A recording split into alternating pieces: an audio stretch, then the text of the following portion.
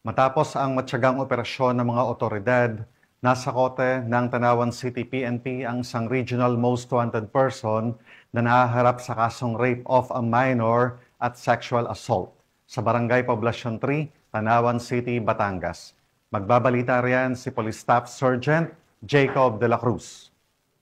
Kumpay ng operasyon ang isinagawa ng Tanawan Component City Police Station kung saan naresto ang isang regional most wanted person na si alias Romeo sa Barangay Poblacion 3, Tanawan City, Batangas. Ang sospek ay naharap sa kasong qualified rape of a minor kung saan walang piyansa ang inerekomenda at sexual assault na may inerekomendang piyansa na 200,000 piso. Kasalukuyan nasa kusadiya na ng Tanawan Component City Police Station ang nasabing akusado. Ayon kay Police Colonel Sibalo, walang takas sa Batangas. Patuloy ang ating laban para sa hustisya at kaligtasan ng mamamayan. Mula dito sa Calabarzon, ako ang inyong PNN correspondent, Police Staff Sergeant Jacob Israel de la Cruz, alagad ng batas, tagataguyod ng balitang